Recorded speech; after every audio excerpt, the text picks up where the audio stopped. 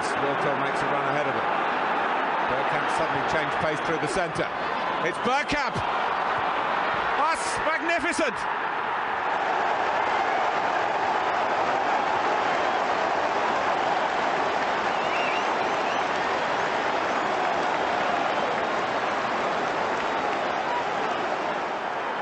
The move, and then this, which left Davies Ass totally stranded.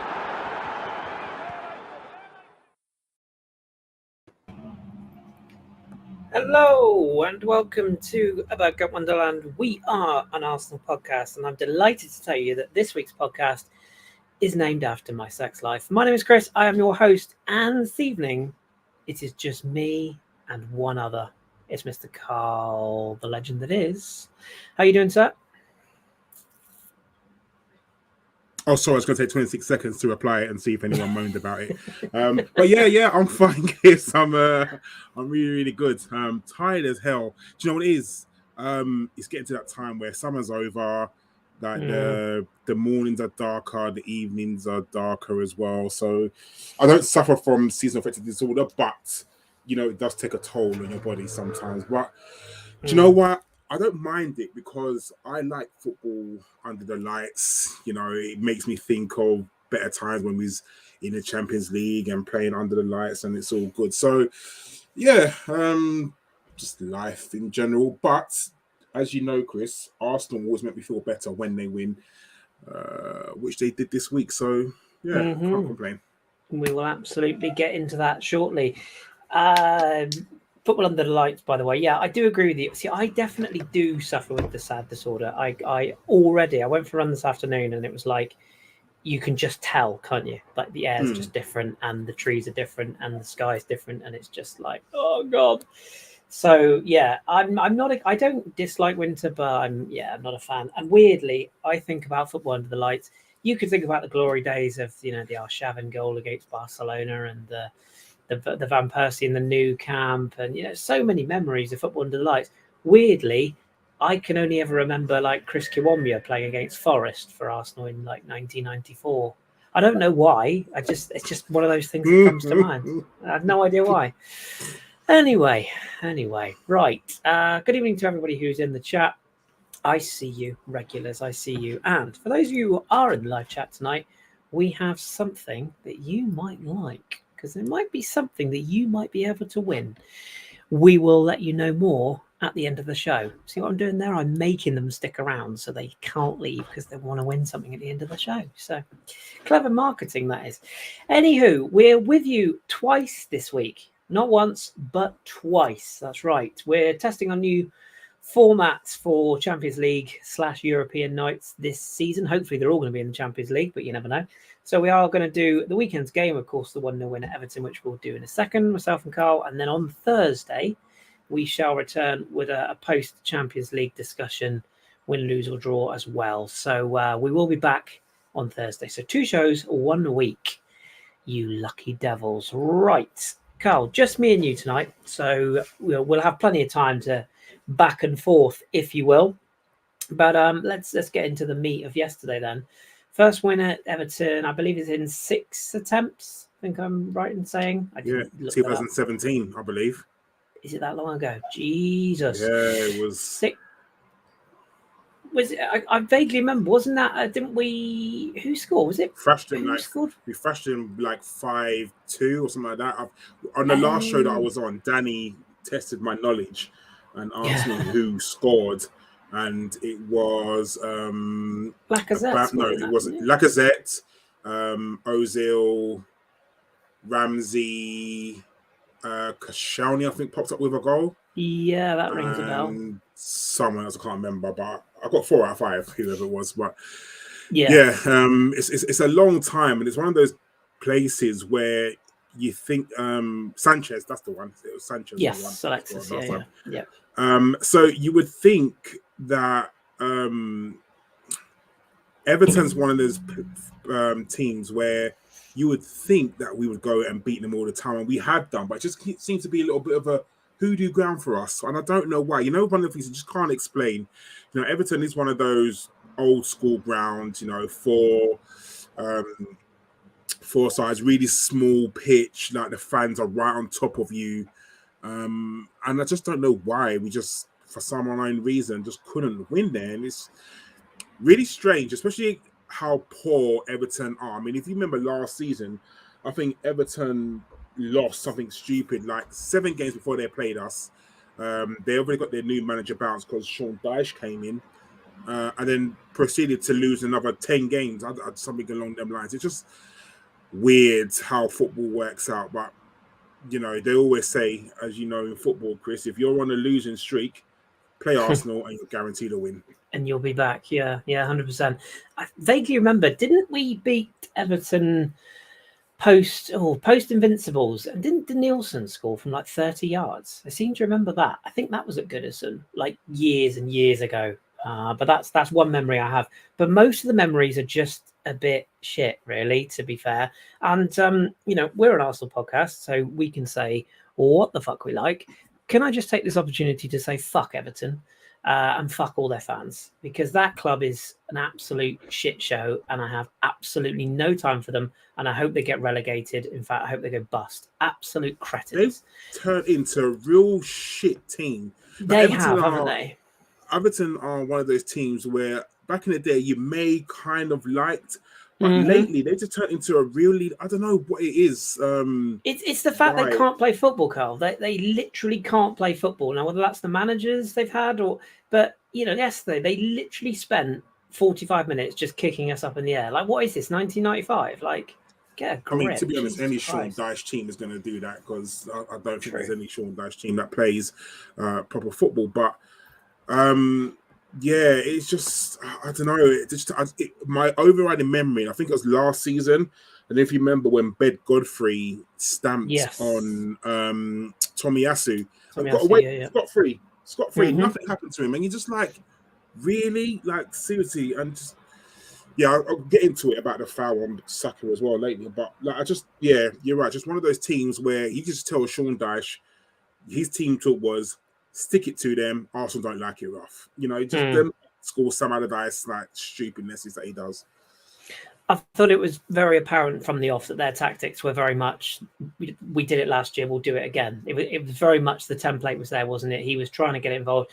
And I thought, we'll come on to the Sky coverage later on, but I thought one of the few valid points that they made throughout the whole afternoon was that I think it was Theo Walcott actually made the point at halftime, we were starting to fall into the trap, weren't we? Like it was that we were starting to get involved. We were starting to rise to it. The crowd were up and we were just that little bit, you know, on the edge, shall we say, of getting involved in it. And that worried me until we had the moment of the no goal, shall we call it. What did you make of that? Because barring a few sort of intricate sideways passes that we love to do on the edge of the box repeatedly, and a few kind of near things where we kind of created but didn't have a sort of a killer touch. There wasn't a final ball in the end. That was that moment where Martinelli sort of Thierry Henry'd it into the corner, and it's a beautiful finish, lovely assist from Vieira. Where do you sit on the argument? I was very angry at the time. I'm not going to lie, because I just thought I thought the angle was a bit crap. I think somebody tweeted and said, how can they only have an angle from the burger van in the corner of the ground to the line, which I enjoyed greatly. But looking back at the coverage, I just feel like that decision benefited the defending. It's too much of an easy get out, isn't it, that rule? Because if an attacker slides in and it hits off and goes in the favour of the other attacker, it's just instantly, you know, they're not going to get that, are they? But yeah, in this circumstance, apparently they do. What did you make of it all? So, in regards to the lines, I don't have any qualms in how they draw the lines. Think they calibrate the lines all the time, and you know, if we're going to look at this one, they got to probably look at the Man United one at Emirates last week. So, also the week before the international break. So, I'm neither here nor there on it. My issue is it comes to, you know, when so I'll just go back a little bit. So you know when a attacker is in an offside position and they go towards the ball, but the attacker doesn't play the ball and they say they wasn't involved. Yeah. Now, if you're not in, what you doing on the pitch, if you're not involved in football, clearly you are. So that's what kind of that goes down the route of. So although it wasn't the defender didn't, or the attacker, sorry, or the striker didn't deliberately kick the ball backwards, he went towards the ball, and his deviation. So his the reason why the ball went backwards or forward, sorry, is because the defender got in the way. Otherwise, that would have been a square ball from Gabriel to maybe it was Ben White, I think it was, and that ball would have gone to Ben White, square ball. But because of the Everton player getting involved, it then went forward, and then that's how it got to be on Nketiah. Whether he meant it or not, that's ridiculous, because that's like me saying, "Oh, I'm going to pass the ball to someone, and if it doesn't go to that player, then it should be offside." Like it just doesn't make sense, the rule. And I always, like I said, with all these things, I always think back to, if that was against Arsenal, would I be mad? And I probably would. I would be relieved that was called offside, because I think that should be a goal. Like, I genuinely think that should be a goal, even if it was against us. And I don't see how that's offside. I just don't. I really, really don't. It's so weird that just because it didn't, he didn't mean it. Didn't this happen in the Champions League final against Real Madrid, Liverpool? I want to say, I'm sure something along them lines happened where the ball got played, and because it was a deflection, the goal got chalked off. I'm sure it happened in the Champions League final, unless I'm making it up. Does ring a bell. Yeah, like it really does. See if I can find it. Yeah, and I'm sure it was the Liverpool versus Real Madrid final where Real Madrid won 1-0, I want to say, maybe. Yeah. Yeah, I'm sure something like that happened as well. But for me, I just think it's really stupid how you can't say, "Oh, just because he didn't mean it, it didn't happen." It happened, and it's just tough luck.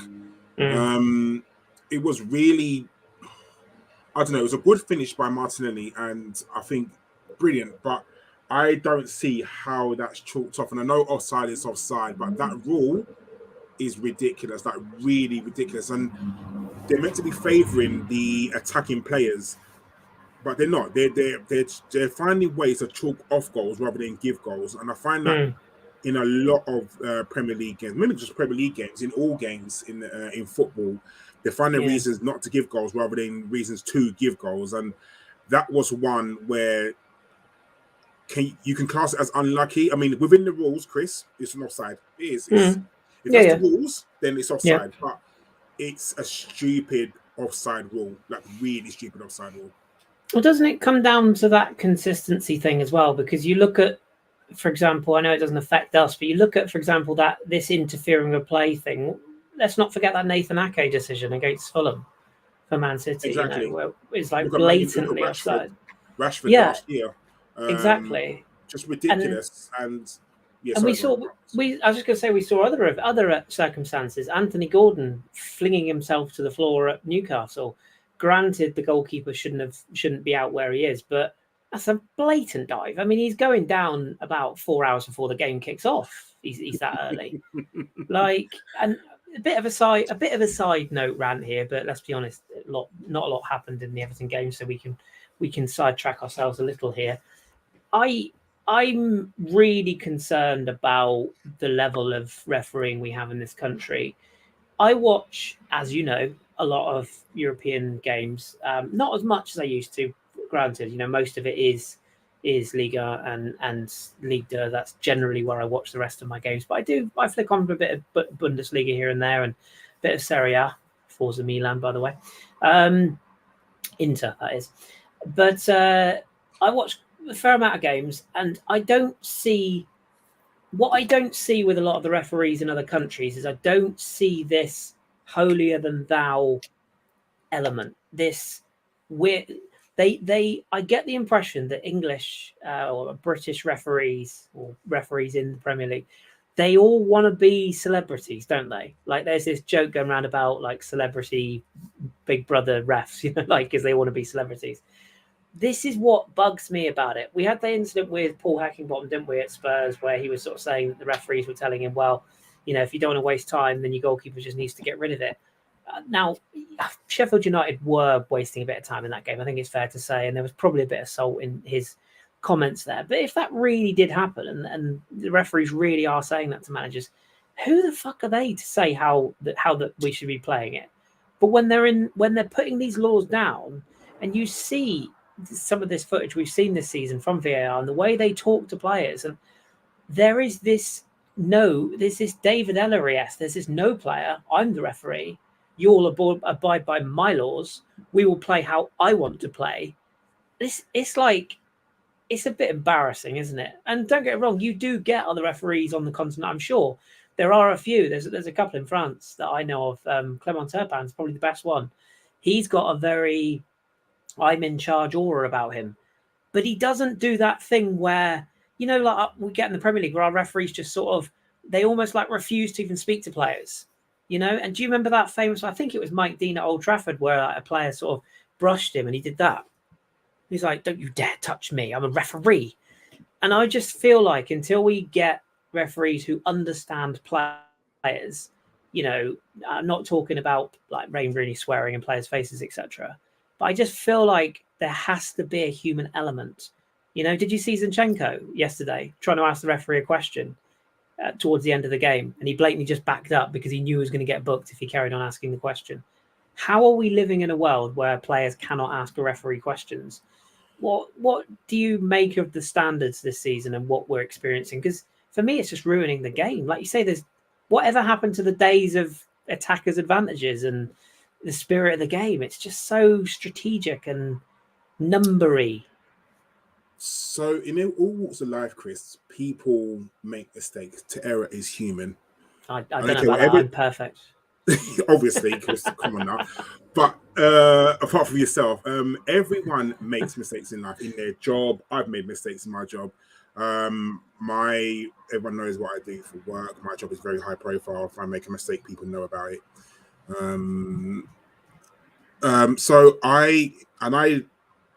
You make mistakes, you hold your hands up, and you learn from your mistakes, because what happens is you will never make that mistake again, ever.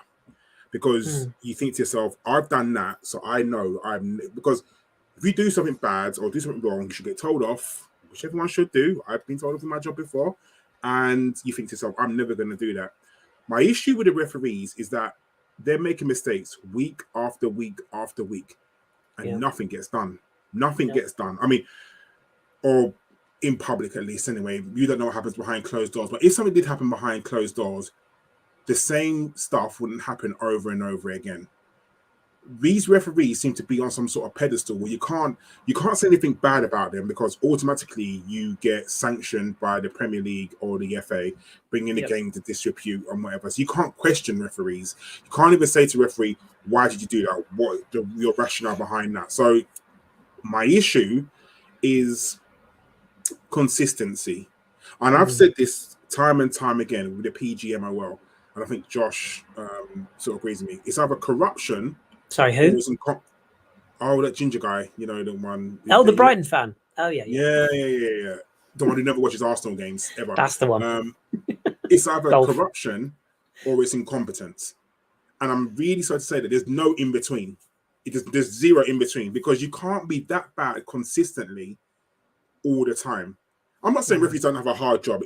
Imagine trying to almost manage 22 men who are, amped up for a game to try and control it. It must be hard. I'm not going to say it isn't. I've done it. It is. Not as a referee, but to kind of get, it's a hard job. But if a referee made correct calls, whether it be for either side, people would be like, okay, yeah, it is what it is. But when you make constantly bad calls and nothing gets done, and it's not even just that, it's the fact that you get help from a person sitting in a caravan somewhere who has the chance to replay certain things. I mean, we're talking about it now, Kris. The Saka foul challenge. On Saka challenge. Yeah, Kris, I'm trying my best to keep my cool. I don't get it. The referee not give a foul? I know. How?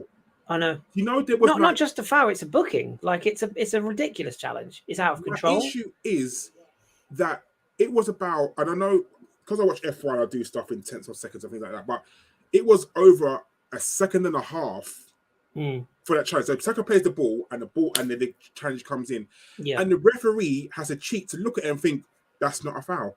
Yeah, like if that's not a foul, what is? Yep, exactly. But the thing is, with that now, so that's a mistake from the referee, correct? No, I would say that's a mistake. Yeah, it is. Yeah. Is that referee going to get reprimanded and say, that's a foul? That is ridiculous. That could change the game. If Saka's ankle had been broken, let's say that, what happens? Yeah. And I'm not saying protect Saka. I'm talking about all players in the Premier League, like, except for Spurs players, obviously. But that is a ridiculous challenge, and the referee deems that to be okay. He deems that to be that's an okay challenge to do in a football game. I just don't understand how. And even if he, do you know what? We wouldn't be talking about this if he called a foul. Even if he didn't book him, we would have been like, it's a foul, blah blah blah, whatever. But the fact that he didn't even book him, like he didn't foul. He saw that challenge as fine. That is a blatantly bad mistake. And the thing is, what will happen now is that player will think, oh, I got away with that. Let me see if I can do it again. And it's the Pep Guardiola rotational fouling, isn't it? Like it's the Rodri rule, as I like to call it, where you can go around and kick somebody about 8 times before you eventually get booked, and then you just pass it on to someone else to do it for you instead. The only other thing I just want to mention quickly before we get back to the game and referees is, to me, and I know this wouldn't solve the problem because I get exactly what you're saying is spot on. But even if the referees just had some humility in the way they talk to players, the way they understand players, Phil brought it up in the chat there. Ollie McBurney was booked at Spurs and ultimately sent off for telling the referee that he had his shirt pulled. Now, I'm not stupid. Ollie McBurney doesn't come across as the most, polite, cultured young man. I'm sure there was a few F's and B's in it, but who cares? Do you know what I mean? Who cares? Unless you have got a Roy Keane, that situation at Old Trafford all those years ago. Now, for me, if I say to you, Carl, I'm like, oh, for fuck's sake, Carl, what the fuck are you doing, mate? Well, that's a fucking joke. Or if I say, Carl, I believe you've made a mistake there, old chum. It's no difference. I'm still saying the same thing. But if I question your decision, you're going to take offence. If you believe that you've made the right call and I believe you haven't, you're going to take offence. It doesn't matter how I speak to you. Now, if I'm right up in your face and I'm, actually insinuating violence, that's different. But Christ, these players, as you said, they're high-profile players. They're players at it's just on the screen there. Danny's put it there. This is Paul Hackingbottom's quote. So as I say, I think he was a bit salty at the time, but he's saying the officiating is appalling. It's not about football decisions. It's about game management. They just don't know what they're doing. The people who are directing our game haven't got a clue about the game. They don't know football. And I tended to agree with him because it's just that you want that human element, don't you? And if you get a referee who turns around, like, let's just say, for argument's sake, Ollie McBurney turns to the referee and said, oh, fuck's sake, ref, he's all over my fucking shirt. You're going to do something about that or what? The referee turns around to him and goes, I've seen it, Ollie, all right? I've seen it. Let me deal with it. If Ollie McBurney turns around then and goes, oh, fuck off, you fucking this, you fucking that, fine, book him. But he doesn't. He asks one question, referee straight. It's almost like they're looking for that excuse to get the book out. I feel like they've been given free rein now just to book players. Yeah. And my issue now is Paul Higginbottom is going to be fined by the FA for his comments, for bringing the game to disrepute, even though he's just questioning. Why? And I feel like it's almost like a mafia scheme where you can't question anything, because anytime you question a referee's decision, you get reprimanded. Like they are protected. They are more protected than football players. They are so protected. It's unreal. And all this PR stunt they're doing about, you can listen to the VAR conversations. No. Let's talk about, and they never, ever, ever talk about the mistakes that they make. No. It's always, we've got this penalty shot right, or we got this done right. This is the reason why we didn't give a penalty. How about giving the reasons when they blatantly make mistakes and the rationale behind that? I don't want to make this about referees, so we'll move on quickly, but I just feel like we just need some consistency, and that's all we're asking for. Like, if you're going to have a foul in this game, the next game, make sure that the same foul is in that game, because you then can't say, oh, that's a foul, but oh, that's not a foul.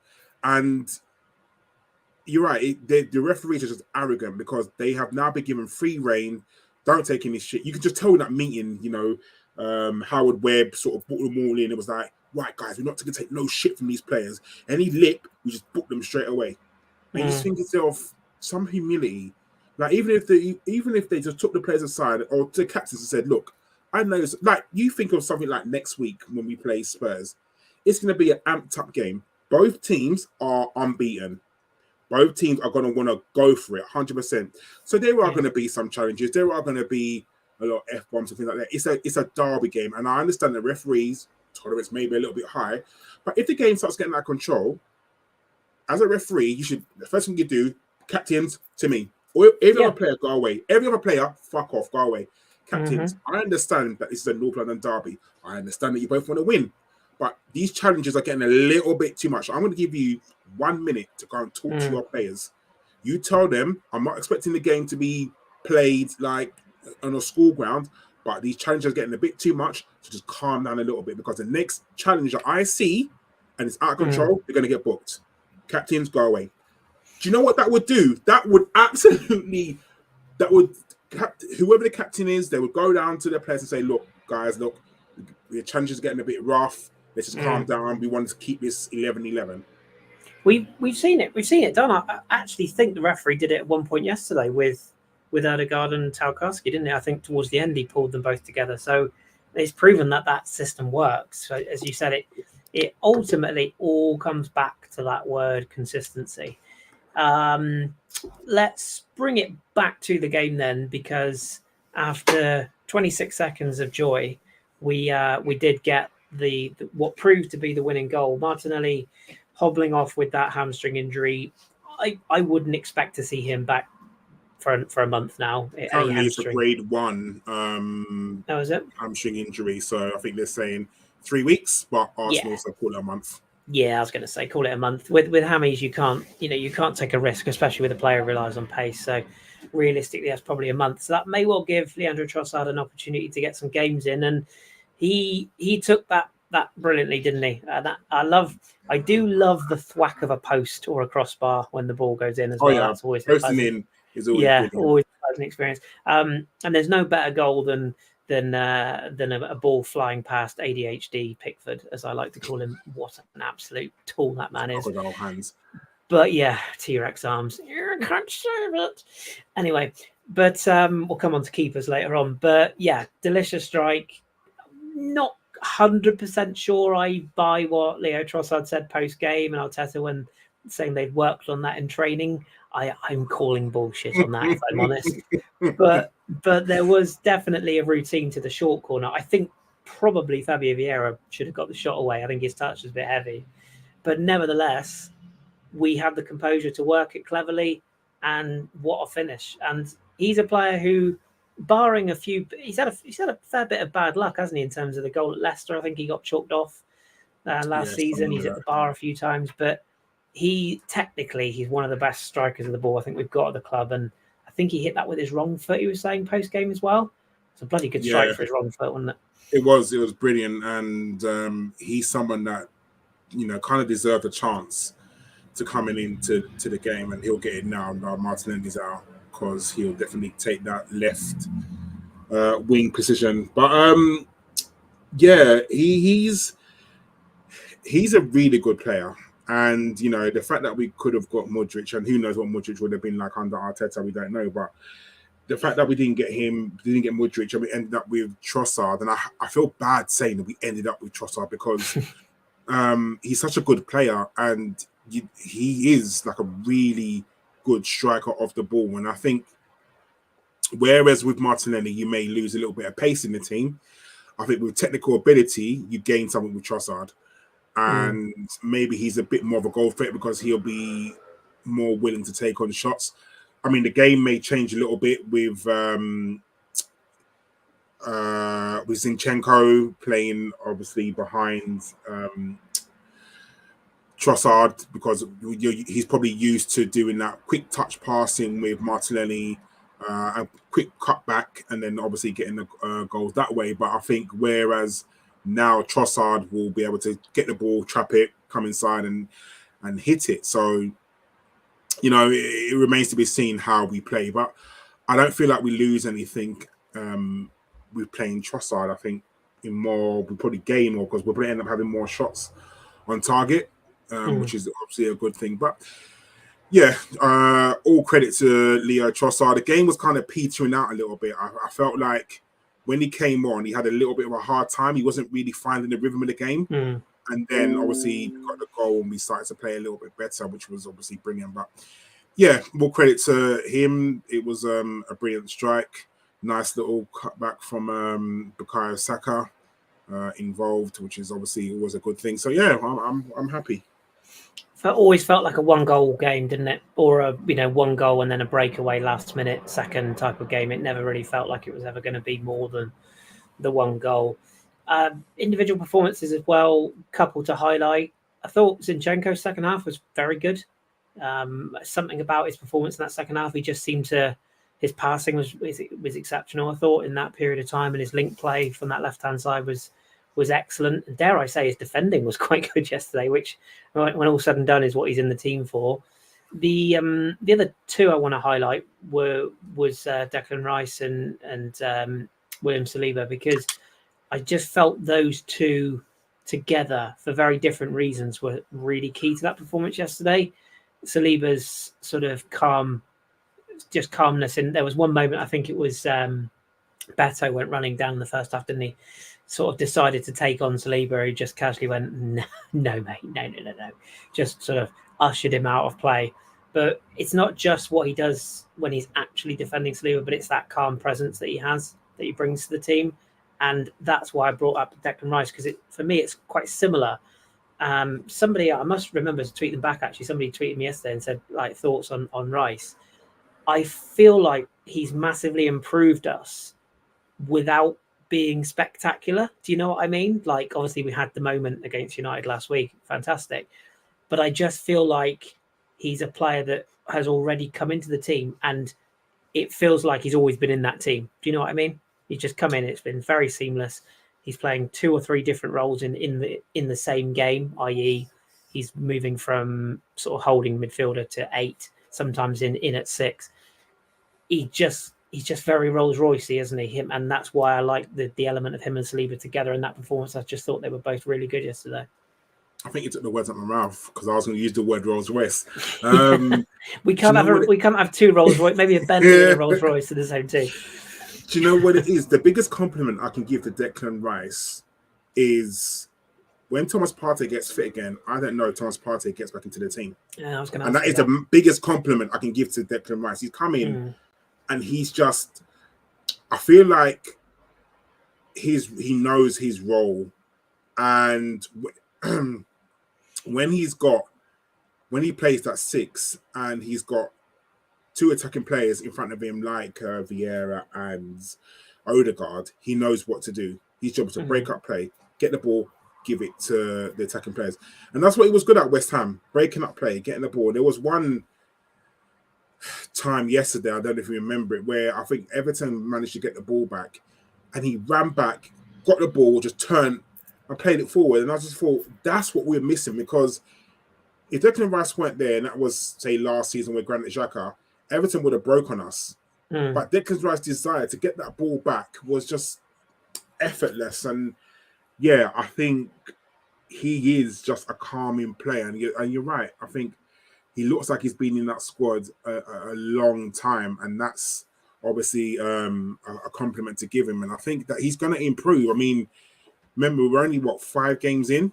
Yeah. So you think to yourself, when he actually knows exactly how the team play and how good we can be, and when fitness levels are up after Christmas, I think that's when you're going to see like him probably get into his own. And yeah, when he's battling with Thomas Partey to get back into that squad, that's going to be an interesting thing, because, like I said, I don't know if Thomas Partey gets back into the squad on the form that we are now, and that midfield. I mean, I mean, we'll talk about it later. Arteta talking about, no one's guaranteed to start, which I guess he kind of has to say that. But I think we can kind of, we can pick like 5 players in that team who are guaranteed to start if they are fit. And obviously Declan Rice now is 100% one of them. I think I can see a situation coming in January where they do let Partey go. I know Juventus were sniffing, weren't they? And I wonder if maybe this is the grand plan for because we're not seeing anything basically of Emile Smith-Rowe at the moment, for example. Vieira is only really getting chances this season because of his pre-season form. Havertz has been earmarked for that role. And of course, you've got Jorginho there, but don't forget you've got good old Mo El Nene, who, you would probably put Jorginho ahead of him in the pecking order, but Mo's the sort of guy who would just happily sit on the bench. And I feel like we probably can afford to let go of Partey in January if you've got the rest of the squad fit and you've got those options available, and that's what Reiss has done. He reminds me of Emmanuel Petit, strangely, because he's just got that sort of style of play about him. I remember when Petit first came in, because he came in as a left back from Monaco when we signed him, and Arsene sort of converted him into this midfield. What I liked about Vieira always got the headlines because he made those marauding, long-legged runs through the midfield, and obviously the crunching tackles and everything. But Petit was always that presence, always in the right place, made crucial interceptions, had a technical level about him. He could pass, he had good vision, good in a tackle, and he was a silent leader, a bit like Gilberto as well. You wouldn't sort of necessarily see them shouting and hollering the whole game, but they led by example. And I feel like Reiss is kind of the modern day version of that in our midfield. So yeah, that's what 100 million quid gets you at the end of the day. So unless you're Chelsea, who, to be fair, I'm surprised Chelsea didn't strengthen over the summer, given their results this season. Do you know what's mad is that if only they had spent a little bit of money, they might have finished. Might have been all right. Yeah. No, they are 12th, aren't they? I forgot. They are 12th. Yeah. Pochettino. Yeah. Anyone would think he might be a bit of a fraud. Anyway, shall we sort of move the stone covered in moss out the way and address the goalkeeping situation then?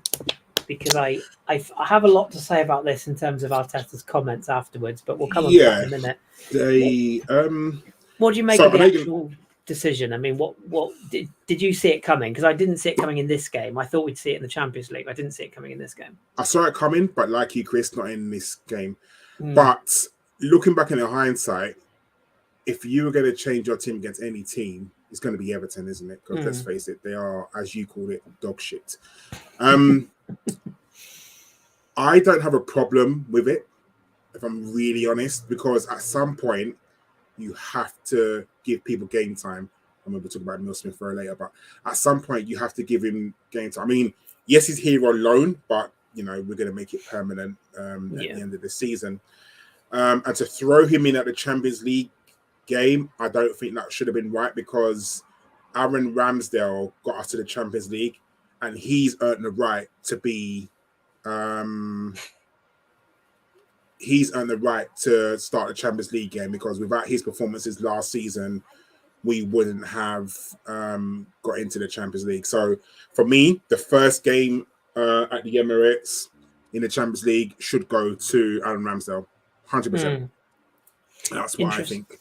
Interesting. We've never used a quote from Piers Morgan on this podcast. God, we fell off, didn't we? Jesus Christ.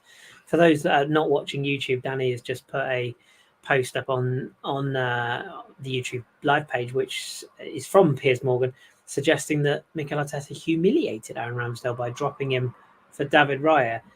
I'm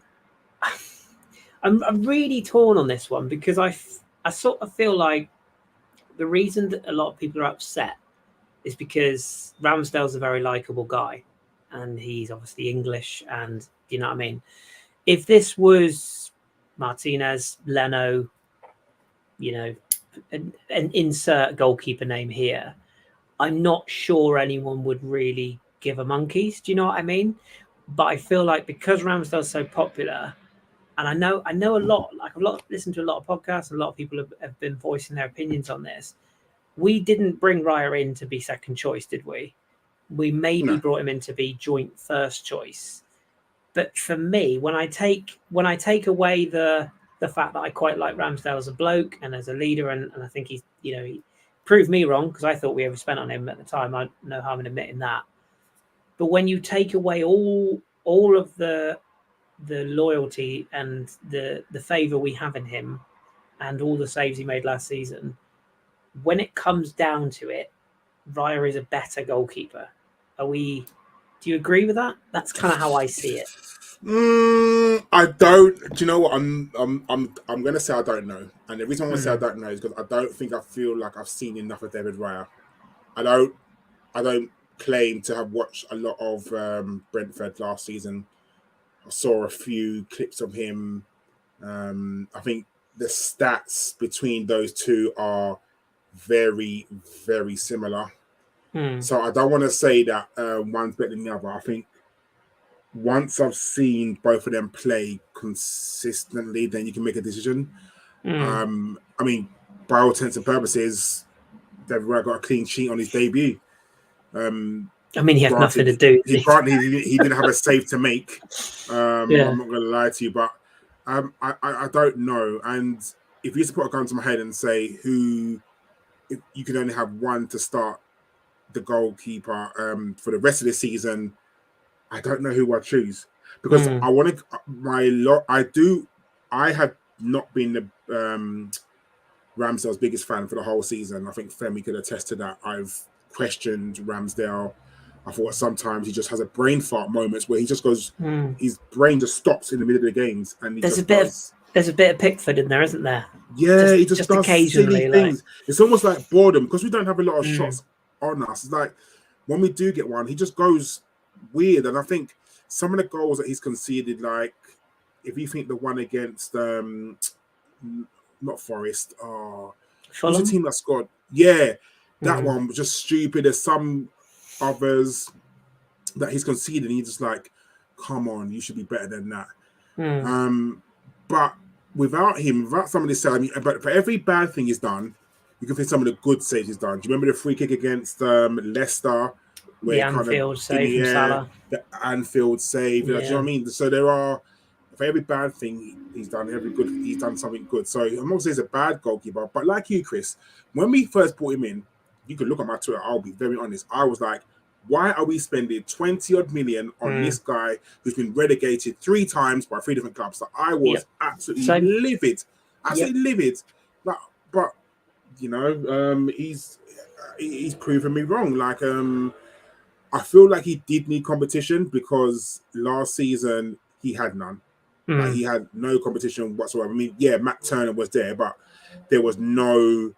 He was a very second choice. Yeah, there was no fear that Matt Turner was ever going to be first choice, and even got to a point where even some of our Europa League games, Matt Turner weren't playing; they were playing Ramsdale. So that just goes to show you the faith that Arteta had in him. But I would be happy if Raya had a string of league games and Ramsdale played the Champions League games / Cup games. I'd be very happy with that. Well, where do you? Let's go on to the Arteta comments then, because there's two sections of this. We'll come on to the batshit crazy bits in a minute because I definitely want to talk about them. But the one point that he did make, as you alluded to earlier on, he did say that nobody's guaranteed the spot in this team. He wanted competition for places in every single department, which. Mikel, you might want to have a look at the strikers, my dude, but never mind. The argument, this argument that is going around a lot of the generic football podcasts today, and a lot of the analysis that's been done, is there is this sort of law through goalkeepers that you have a number one, and that is he should play. He should be the consistent member of the defence. You don't change your goalkeeper. Brighton have been experimenting with it this season with De Zerbi. They've been swapping their goalkeepers in and out. Man United have... De Gea was just shit. But other teams have experimented a bit. The other one that I don't think anyone's really mentioned was West Ham made a big change this summer. Fabianski's been consistently pretty good for them. But Areola was fantastic in their Europa Conference League win last year. He's come in this season as number one. Fabianski's done nothing wrong. Barriola's been absolutely brilliant, and a French international, no less. So is it just a case of that maybe Mikel's just looking at it and thinking, well, you know, he has every right to change the goalkeeper? Are we all stuck in the olden days? Are we all sort of thinking, well, you know, we're back in the days of Jens Lehmann and David Seaman, you wouldn't change? Do we have to just come to the reality that you actually can change your number one and still get consistency out of the back four in front of him? I mean, yeah, I mean, in training, you should have relationships with anyone because that's what should happen. Like, if you take out Saliba and you put someone else next to Gabriel, that they should be able to play together. Yes, you have a relationship. Gabriel, Saliba have a relationship, but you should be able to pick and choose. And obviously, the defense know how Ramsdale should play. They know how he comes out. They know if he stays. You know, his voice is command of the area, and all things like that. But I think you're right, because I think times are changing, and I don't think that you should have. I personally don't think anyone should be guaranteed a place, because that's how complacency happens. And I think that's what happened to Ramsdale last season. He knew he was going to be number one. He knew there was never going to be a chance where he was going to be dropped.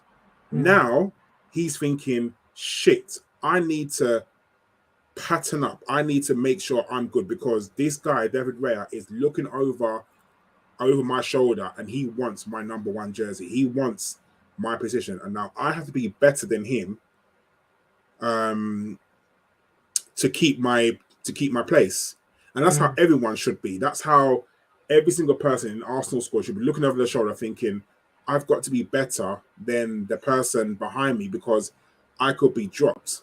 Now, I'll let you talk about his comments, but I don't believe for a second that he was going to do what he said he's going to do. No. But I believe that Arsenal don't have... I mean, I wouldn't say the defense are going to be scared thinking, shit, who are we playing in front of today? Sorry. I don't know what to do, but I honestly think that competition is healthy, but as long as you're not on... I mean, obviously, the team will know who's going to start probably a couple of days before any game.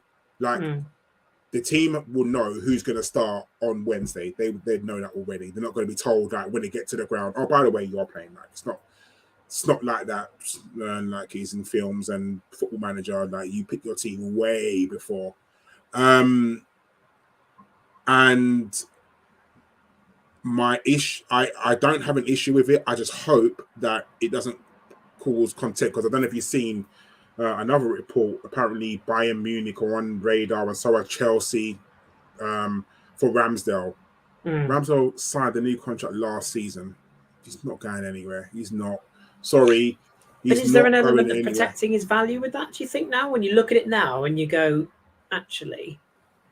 Because you can't really lose then, can you? Because at the time he was our number one, he was playing really well. You get him on a new deal, so you protect his value, and then if a better... Because we as you just said then, we don't know if there is a bona fide number one or not right now. The question will be answered probably in the North London derby, because I think if Ramsdale plays on Wednesday night, which we'll come on to, that to me doesn't answer the question of who's number one. It just means he's going to play that Champions League game, and arguably he earned that because he got us into that Champions League last season. But if Raya then comes back in on Sunday, it still doesn't answer any questions. No. But the argument surely could be, well, you signed Ramsdale to a new contract. He walked in when Leno was technically our number one, and he bounced him out. Is this just Mikel's way of saying, look, this guy's Spanish and I'm Spanish? No. But is it his way of saying, I just believe that he's an upgrade? Like, what's the difference between Raya potentially coming in and being better than Ramsdale than us signing Declan Reiss, who is better than Jakub, for example, who the fans all decided we loved it towards the end? It's just upgrading, isn't it? If you want to be the best, you have to sign the best players. Like, that's just... Joe Hart was... I mean, he was all right at Man City, wasn't he? But they had the opportunity to sign Ederson, who was at 22 at the time, and they did it. So, I mean... Do you know what I mean? Yeah, Is it just it's that just like I argument? said, it's just this whole goalkeeper thing. I'm number one. I should play every game, which you shouldn't. Like, no goalkeeper should ever think that they're the best in the world, or they should play every game.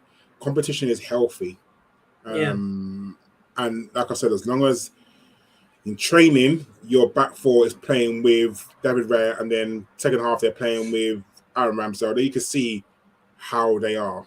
Because there's going to be a point where injuries happen, even to goalkeepers. Injuries happen. So what you don't want is people to come in cold. So I don't have a problem with it personally, and I like chopping and changing, especially for cups. For cup games, I would definitely have one. League, I'm not too sure, but it keeps the opposition guessing. And don't get it wrong, the opposition do tactics for goalkeepers as well. They may say, if this player's playing, do the corners near post because he can't get there, or this person that. And it's all different. So it keeps the opposition guessing. But I think let's talk about these comments now. Yeah, what about I mean, this is just Arteta going full galaxy brain, isn't it? Like, I love him as much as the next man, but he was on the gummies yesterday, wasn't he? I mean, you cannot for a minute tell me that he believes that stuff. Seriously. No. Like, I know it's marginal gains, and I know at the elite level of sport you've got to make big decisions, but I don't buy any of what he said. Did you? No. So for anyone who don't know what Arteta said yesterday, Arteta said that there were times in certain games where he wanted to make a substitution for the goalkeeper because he felt it would give him a better tactical advantage. And he regretted not doing it in some games because he felt that he should have been braver and did it. One in the 85th minute. I'm not sure how a goalkeeper would have changed the game at that stage, but okay. So I don't know if he's trying to protect, his goalkeepers. I don't know, but Arteta, you were never going to do that, and I feel like maybe he has to do it now because he said it, and I don't know if it's just one of those things where he's just saying it to cause people talking. But there is no reason why you should ever substitute your goalkeeper in 85th minute because it gives you a better tactical advantage. It won't. Let's be very honest. It will. It will not, because what are you looking for to happen? Because all you're looking to do now is invite pressure. Because for me, if a goalkeeper is substituted, I'm going to say to my team, take fucking shots from anywhere because he's going to be cold. So just get a ball, just pepper him with shots. Yeah, that's what he would do. So I don't see that being a tactical advantage in the slightest, and I don't know what Arteta was smoking on at halftime or what happened. Do you think maybe it's a slight Derek Ten Hag, as we're now calling him? Do you think it was a bit of a smokescreen because the questions were always going to be about Raya versus Ramsdale, and this is him trying to deflect by everyone thinking that he's a bit mad rather than the of course, because he issue. said it like, when I make a substitution to make tactical advantages, it's always like a right winger or a midfielder or something like that. Why not the goalkeeper? And he kind of like, because there's a reason for that. Goalkeeper's not going to give you any tactical advantage. No, like, he's not at all. You're not going to bring on Ramsdale for Raya because he's going to ping the ball create 40 from yards. deep. That's not going to happen. So that's just nonsense. Like, sometimes you may look at Arteta and think, that's really, that's not too bad. Yeah, you're right. This point, no, it's not. Like, there's no advantage to it. But I guess it was just a case of he was probably getting too many questions about Raya versus Ramsdale, and he wanted to deflect a little bit. Needed to throw the sudden, I think that's what it was. What I will give him credit for is I can foresee. I'm not saying it will happen, but I can foresee the future being rotational goalkeepers. I can see that being a thing.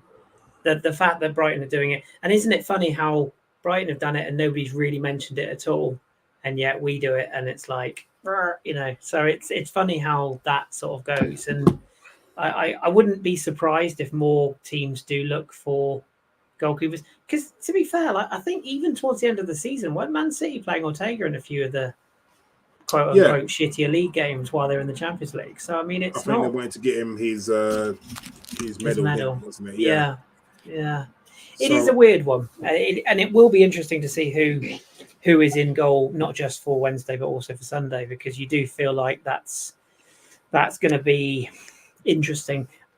Being honest with you, mate, like as much as we've already said, I like Ramsdale as a character. I do. I don't care if you're in goal. I don't care if Danny's in goal. If we win something, I couldn't give a toss. Like it's, I care if Danny's in goal. Yeah, if Danny's in goal, I mean he's prone to chips, literally. But yeah, it's an interesting one. It is an interesting one. And all I would say is on the visual test, Raya looks the part. Like he looked, even from kickoff yesterday, we gave him the ball straight away, didn't we? And he just looked. Yeah, he just you kind of want to give someone a touch of the ball, right? Calm yourself down. Yeah, and like you said, I don't think even if Ramsdale starts Wednesday and then Raya starts on Sunday, I don't think that tells you anything. I really don't. I think it tells you absolutely nothing. So, yeah, we'll see about that. I think one will get one of the next 3 games and the other one will get the other 2 because we've got the Carabao Cup next week, haven't we? So yeah, I feel like Brentford have given permission for Arsenal to play Raya in that. Yeah, I wouldn't be surprised if I'll put my head on the block. I say Ramsdale starts Wednesday and Raya comes in Wednesday and next week as well, or Sunday and next week as well. That's what I think happens, but we shall see. We're not paid to make those decisions, luckily. So, and if we were, if it was me in charge, we wouldn't have any of this crazy stuff going on. We'd probably lose every game. Anywho, we are, as I said at the start of the show, this show is going to be a bit shorter tonight because we are doing 2 podcasts this week. And I know that none of you believe us, but we do have lives. You know, mine's not very exciting, but we do have lives. Carl's definitely is. But we are going to do a little bit of chat about Wednesday's game because we have been away from the bright lights of the Champions League for a while. What's your thoughts on PSV? Because there's a player I quite like, PSV, who I'm going to keep an eye on, but I'll come on to him in a minute. But what's your thoughts? Do you foresee this being not straightforward, because Arsenal in Europe is never straightforward, and Mikel's record is not the best, we have to remember. But are you fairly confident we can get off to a winning start in that group? So before I came here, when I was walking up the stairs, I was just Googling Eredivisie league. God, that's an exciting evening. I know. I would literally just wanted to brain bash quickly. PSV played 4-1-4, conceded, I think it was 1 goal, scored 13. So it's not, I mean, I'm basing that again on the Eredivisie, which I would put akin to maybe the Championship, maybe League One. Let's be very honest. The teams are not the best. Oh, you mean League One? I said League One, not League. Not in. Listen, I made my jokes about that yesterday in our group. I politely ignored it. But yeah, I don't think it's going to be straightforward. I honestly don't, because if you think back to last season, we won at home, didn't we? We lost away. Yeah, we got slapped away, didn't we? And even the home game wasn't, straightforward in the slightest. I think if the Arsenal players can't get themselves up for a Champions League game under the lights for the first time in 8 years, you can't get yourself up for anything. That crowd is going to be, I know there's this old saying of being like the 12th man. That crowd will literally be the 12th man, because the Emirates tomorrow is going to be so loud. It is going to be literally brilliant. And like Phil just said, like, it's once you hear that Champions League music, I'm telling you now, you are going to hear, us cheer from. You'll probably hear us in Plymouth, Kris, because it's going to be really loud. It's going to be electric, and we're just going to, just being in the Champions League for the first time in 8 years. It's so much. There is no team talk to give. What you do is turn around and say, "We are in the Champions League, guys. We're back."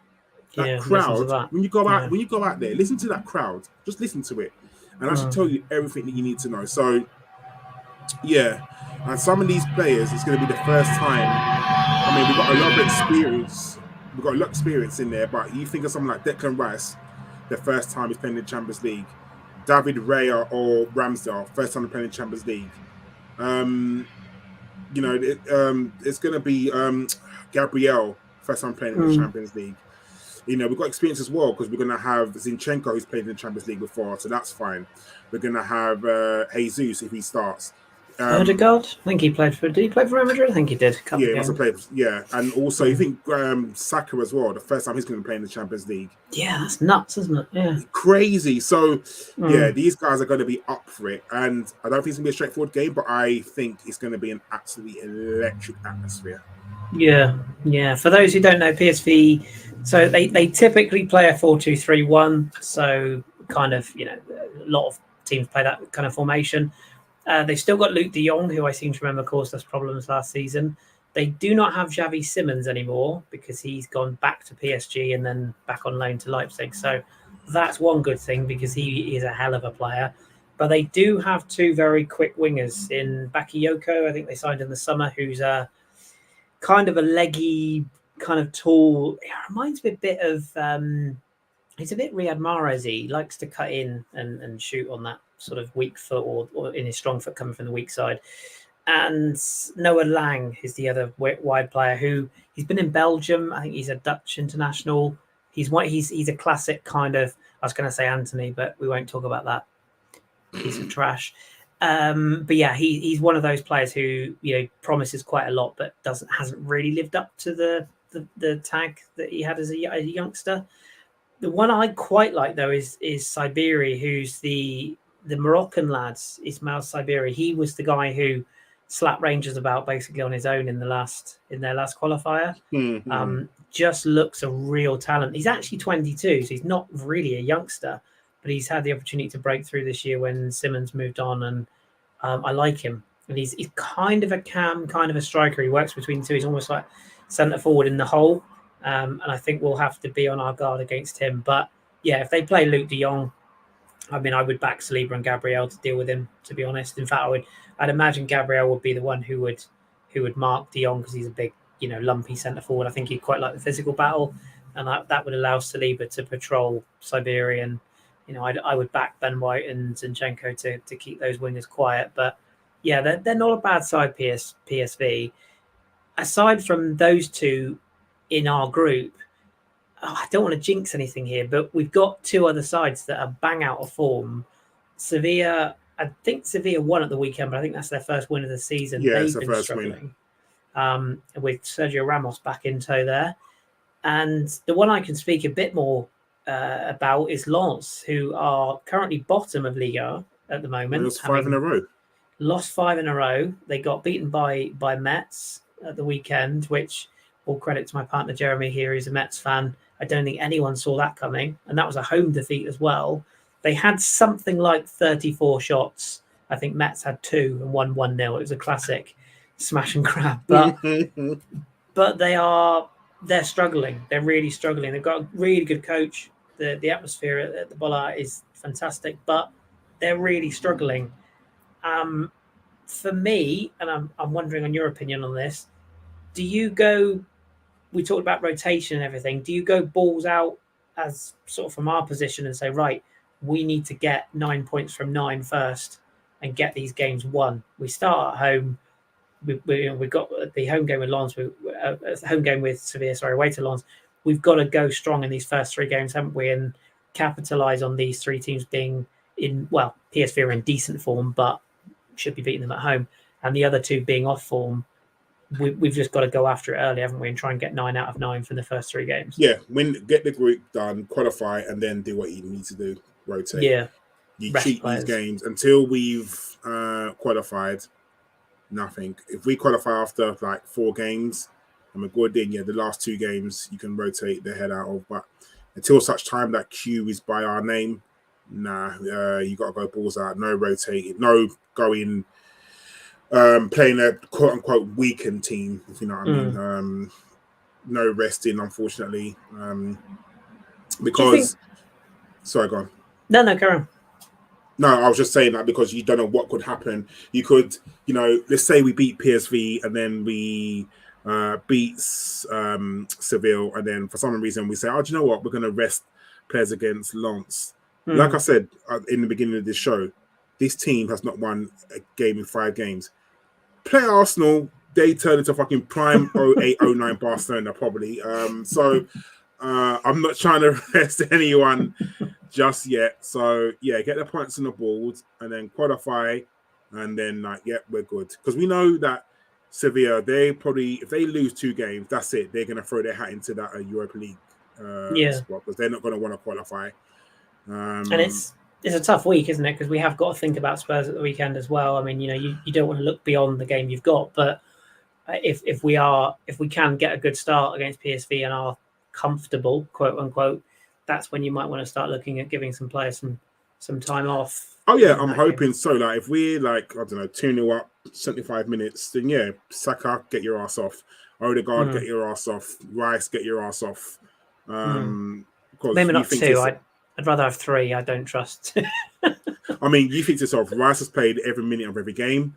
Yeah. So Saka, did he get substituted? Saka's played every minute since football was created, I believe. This is true. Yeah. I think Odegaard came off in the very dregs against Man United. So, yeah, you're kind of hoping that we can rest some players because that's the reason why we have a squad. So, yeah. Do you think Mikel's under pressure as well in this? Because I alluded to it there, but his record in Europe is not the best, and it has been I wouldn't say a weak side because we haven't really seen enough of Arsenal in Europe to judge, but our performances we have gone out to some pretty shitty teams. Let's be honest, in the Europa League. Going out to Sporting last season was a joke, like an absolute joke. Because we should have beat them all hands up. We just got beaten by a stupid goal. I mean, it was a brilliant goal, but it should never have been. Yeah, we should never have been in that situation at all. And Ramsdale should never concede a goal like that. I don't care what anyone says, ever. But this season, like I said, being up for the Champions League, if you can't get up for the Champions League, whether it's home or away, once you hear that music, back where we belong, we've got to play well. No one is under any illusion that we are going to win the Champions League. Not in a month or Sundays are we going to win the Champions League. But I'd like to see us go deep into it, Pauls. I'd like us to, I think minimum this season it's got to be quarters. No matter who we get in the round of 16. Minimum has got to be quarterfinals. Yeah, I agree. Well, I mean, you say it doesn't matter who we get. If we draw Bayern, then you know what's happening there. A certain English striker's falling on his ass several times, and we're probably getting beaten by 4 pens. But although strangely, I never thought I'd ever say this, I'm quite looking forward to Harry Kane versus Man United.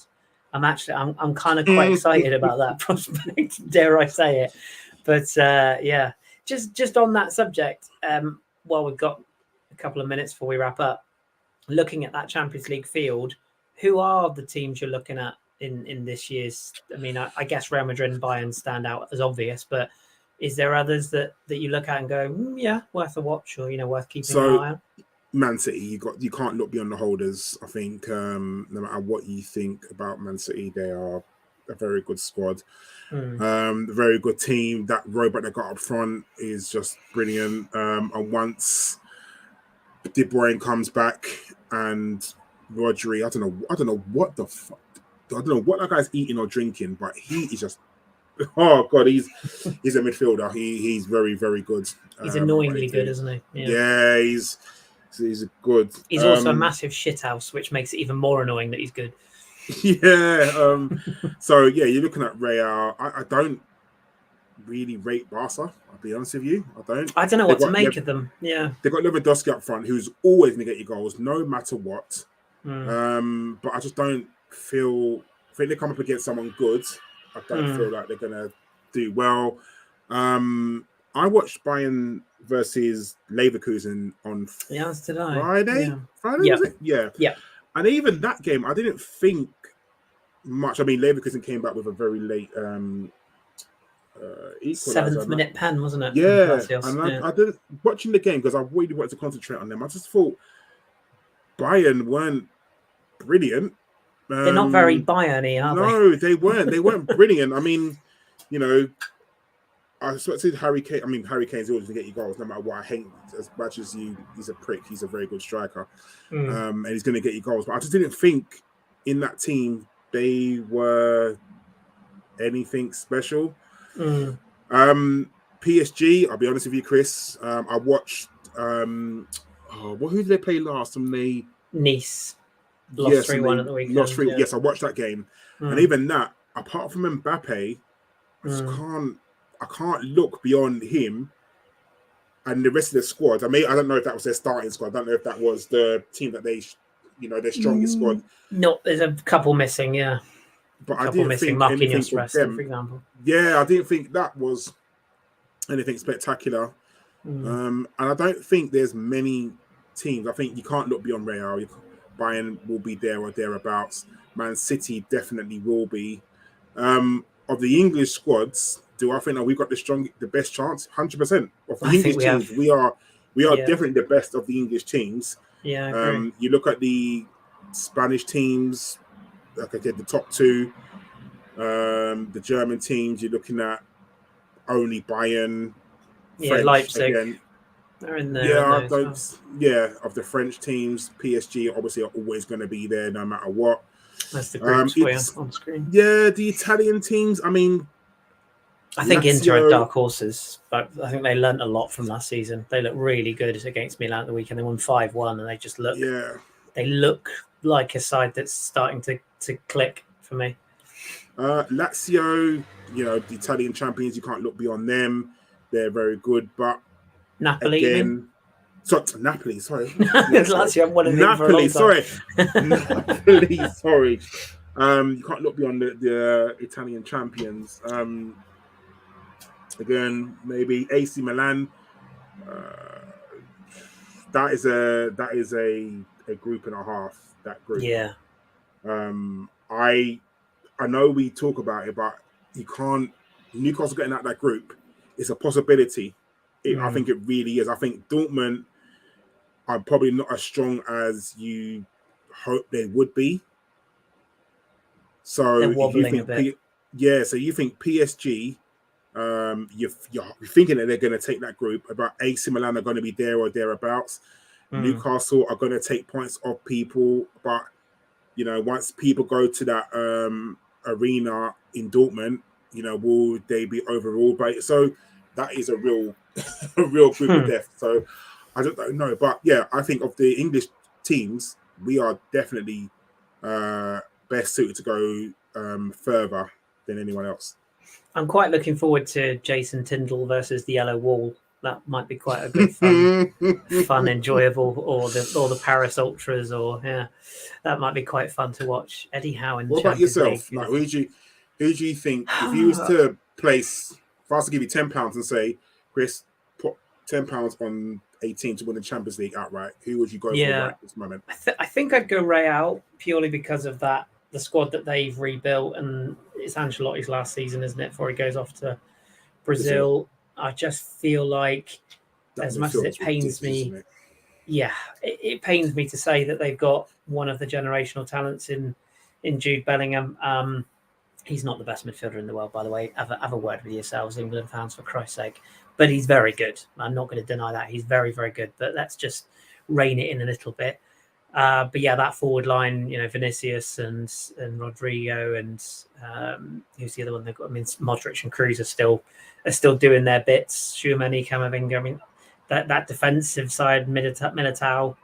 I just it's feel horrible, isn't it? Like that midfield is ridiculous. There's just so many good players there. So I mean, you're right. 115 Chargers FC are going to be favourites for obvious reasons because they're just going to do what they do. I think I'd rather pick out three that I think might surprise a few this round. I think Leipzig might do better this year. I've been watching a bit of them in the Bundesliga, and we mentioned Xavi Simons before. He's really hit the ground running, and that side looks really good this season. And I have a suspicion they might get out of that group with Man City. Inter, I've already mentioned. I think they've learnt a lot from last season, and I like the look of that squad. And this won't surprise anyone, but I think I have a feeling PSG might do a bit better this year. No, yes. Kris, Well, no, in my defence, I've always written them off as a bit of a clown car because they have been. But I think under Enrique, I think they're on. Sure, they weren't great at the weekend, and a few of their big players didn't turn up. But you've said it yourself. Mbappe's a match winner on his own. But more importantly than that, Enrique he's actually got them playing as a team, which since Messi and Neymar's departure, I think is. I say I'm not saying they're going to win it, but I wouldn't be surprised if we were sat here in May and they were in the final. Do you think you're an expert of French football, but do you think that they're weak? I mean, they got rid of Verratti, who is arguably one of the best centre midfielders was the best centre midfielder in the world. Yeah. And then you've got Neymar's gone and Messi's gone, and obviously, like, I can't believe this and they let him go. Draxler, how? I can't believe they let Draxler go. In all jokes, do you think they are? I mean, any team without Messi is obviously weaker. Let's be very honest. But he was never going to stay. He was always going to go. Yeah. But even Neymar, as you know, he was a bit of a prick, but he could play football. Yeah, but you just answered your own question there. This has always been the problem with Project PSG. It's a circus off the pitch. It was, it doesn't matter how good Messi was. It doesn't matter how good Neymar was. Messi was always a consummate professional off the pitch, but he never really wanted to be in Paris. I mean, you saw him when he left Barcelona. He cried his heart out. He never really wanted to go, and because he never really found he was all right in Liga. He wasn't bad, but he never hit top form. And Neymar was always a circus. He was just, what a wonderful footballer, but he'll look back on his career and go, could I have done more? This is a guy who's Brazil's all-time top goal scorer now, but he won't be looked at in the same lights as Pele or Jorginho or, all the greats, Romario, because of the fact that he's pissed away what could have been a Ballon d'Or winning career because he likes to party too much. And you know what? You live one life, enjoy it. It didn't do Ronaldinho any harm, did it? But the difference is Ronaldinho won the big pots at the highest stage possible with Barca. Neymar didn't, and that's the issue PSG have. They have actually now got a group that is a bit more together, and they've got baby Mbappe as well. There, his brother is now officially in the first team squad. So Mbappe Mark II. But when you've got a player that good like Man City with Haaland, you can't rule them out. They're not the same PSG that we've had the last couple of seasons. Like I say, I'm not saying they're going to win it. I'm not going to go that bold, but I wouldn't be surprised if they actually start performing the levels that squad is. Look on paper at that squad that they've got. It's frighteningly good. It really is. It's really, really good squad. As is Man City's, Inter's, I say Leipzig. There's a few teams in there, and we mentioned already Bayern, one of those sides that you just can't rule out. So it has the potential to be a pretty good Champions League this year. And by the way, flop of the Champions League, I'm going to call it now, will be Napoli. I know you said you can't rule them out, but under Garcia, they've looked very average. I'm going to call it. I think there's not many teams I fear. I think Real, maybe Barca. Yeah. I think any other team, Arsenal should be able to beat. There's no Man City, obviously, but I don't think there's any other team that if we put on them like, Arsenal versus Inter, I wouldn't be like, oh my god, that's a bad. I'd be like, you know what, we could do it. We need to win our group. That's key for me. Win our group, get seeded for the next stage, and then if we draw a decent side, Josh is Celtic. There. Yeah, Celtic. Yeah, that'd be nice. Yeah. But I like you. I think quarterfinals is a minimum that we should be aiming for, and anything higher than that is a fantastic achievement. So good stuff. Shall we you forgot to mention, Kris, who Chelsea got in Champions League. Talk about it. Yeah. Also Spurs. Who did they get in the Champions and Liverpool? Who did? Liverpool. Yeah. Oh, we'll talk about it next episode. Yeah. Well, if you guys know, please write in. Let us know. Send us a postcard or something. Anyway, right, we're going to wrap up shortly because as Danny's kindly put along the bottom of the screen, I said we do this in 45, and we're here after an hour and a half. So we are going to draw a line, but we've got a couple of questions. I'm just going to ask. You've gone all robot, Kris. So, have I? Oh. Am I right now? You're back now. Yeah, you're back now. Sorry, I don't know what happened there. First question was from Phil. If technology is required to find out if a player is onside or not, what chance does a player have to know if he's onside or not? I think you've answered your own question there. I don't think he does. I mean, I kind of wish we could go back to that rule that they tried out with the daylight thing. I feel like that would be the way. Yeah, just, like a boot's width, I just think give it to the attacker. That's how I see it. But yeah. Phil also asked, are we allowed to like Kane now he plays overseas? I think you answered that earlier, Carl, didn't you? You're still not a fan, are you? No, he's still a prick. Anyone who plays for Spurs, no matter what, is a prick. Yeah. Like even Sol Campbell. Sol Campbell played for Arsenal. He won the league double and invincible, blah, blah, blah, blah, blah. There's still a part of him is like, tainted. Yeah. It's like I'm having difficulties not liking James Maddison anymore. Because I quite liked him, but now I look at him and I go, "Nah, you're a snidey little fuck." Like you know he's going down easy on Sunday, don't you? You just know that he's going to be the new diver of that pack, isn't he? So yeah, yes. I agree. Can't like Kane, full stop. Unless if he bags a hat trick against United and celebrates all three at the Stratford, I may do it. I may smile a little bit. Yeah, I might have a grin. I might afford myself a grin. Yeah. Although Ten Hag in. Let's be realistic here. 100%. The final question was from Avon, PSG related. Does Mbappe sign a new contract, or is he just stringing this departure to Raya? A bit of both, Avon. I think he probably does sign a new deal, but it will have a release clause that will have Real Madrid named in it. I think that's probably what's going to happen. Because don't forget, two sides to this story. Real Madrid were not exactly delighted that they didn't get the player in the summer. And the fact the player openly said they'll stay another season. So he's kind of messed them around a little bit as well. So they've got no striker, really, have they? Not really, Real. No. Vinicius is playing kind of out of position. They've got Joselu, haven't they, up front? So he scored the other night, to be fair to him. But yeah, isn't that yeah? So Joselu, in theory, if Newcastle drew Real Madrid, Joselu could return to St James's Park. What an epic return that could be. But yeah, in answer to your question, Avon, yeah, I think he'll probably sign a short-term extension, but with a release clause that will inevitably lead to him leaving probably at the end of the season, I would have thought. So there you go. Right, just before we go, for those of you who were here at the start of the podcast, well done to you. You get a big gold badge. Happy birthday to Ellis. Fuck Ellis. And Richard on Thursday. Yes, absolutely. Happy birthday to them both, but not Ellis, because fuck Ellis. Thank you, Danny. But yes, for those of you that are here at the start of the podcast and you're still here now, you get a big gold badge. For those of you who have just turned up late, you still get a gold badge, but it's a bit like shittier coloured gold.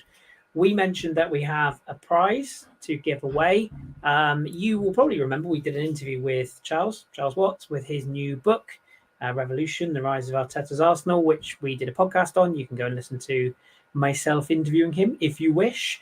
We have managed to secure another copy to give away. So we are, because Carl and I had a chat before this podcast and we were like, yeah, how should we do this?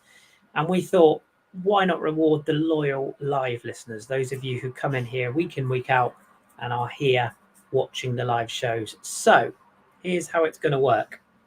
If you are watching the chat live now and you wish to enter, sorry to those of you who are listening to this in delay, unfortunately, because, you're not here.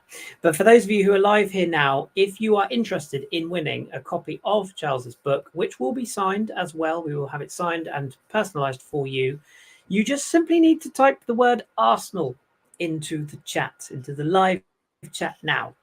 And if you do that, we will make a note of all of the people who have typed the word Arsenal into the chat after we finish recording, and we'll do a little draw offline and we will contact one of you via, well, probably Twitter, I would imagine, because that's where most of you live. But if one of you is the winner and is not on Twitter, then we'll find you. We will hunt you down. But yes, so if you want to win a copy of the book by Charles Watts, signed and given to you free of charge, and we will even post it to you for free, just type the word Arsenal into the chat and we will do that soon. Look out. Can I apply? No, you are not. Okay. You can buy it. Stop being a tight ass, Carl, for God's sake. Danny doesn't pay me. Danny doesn't pay me to do this shit. I do it for free.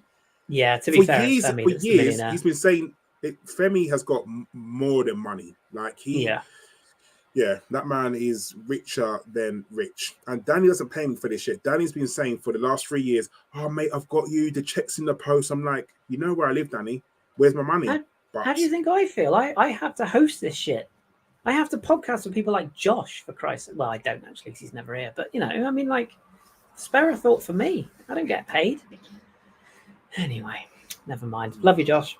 I'm sure he's on the golf course doing something or other in his Brighton Watching shirt. Brighton on his phone. Yeah. And for those of you that have asked, by the way, John isn't dead. He just still hasn't got a home. He will be back at some point. Anyway, speaking of John, that's 26 seconds that you'll never get back in your life. So we are going to wrap it up there. I think we did all right there, Carl, seeing as it was just me and you waffling on. So thank you very much, sir. I appreciate it. Yes, no worries. Thank you for having me, Kris. Danny still hasn't paid me, and I know where Danny lives now. So I will be going to his house to deflate the tires on his wheelchair so he can't move. Unlucky, Danny. Unlucky. Right. So to all of you that are in the chat, and especially to those of you that have typed the word Arsenal, stay tuned to our Twitter feed. We will announce the winner of the book shortly. And do give Charles some support, by the way. If you haven't already, his YouTube channel. Go and give him a subscribe, as well as us. Flick our bell, subscribe for notifications when we go live. We will be back on Thursday. It's me, Danny, and someone else, I think. Can't remember who the other person is, but I'm sure we'll work it out. But we will be here on Thursday to dissect the PSV game and, of course, look ahead to a little matter of the North London derby on Sunday. That is us for tonight. Whatever you're doing, do it safely and always wear protection, because 26 seconds could change your life. I've been Kris. We have been Bergkamp Wonderland. Thank you so much for listening. Until Thursday. Good night. As soon as I scored that goal, I was fucking livid. Get down, dog. Splendid business. He nearly caught the bloody thing. What are you talking about? So I've just eaten a full quiche. Well, you don't often see them at it. So when you see them in the supermarket, they need to be swagged, microwaved immediately, and get the brown sauce on and bosh, Bob's your uncle.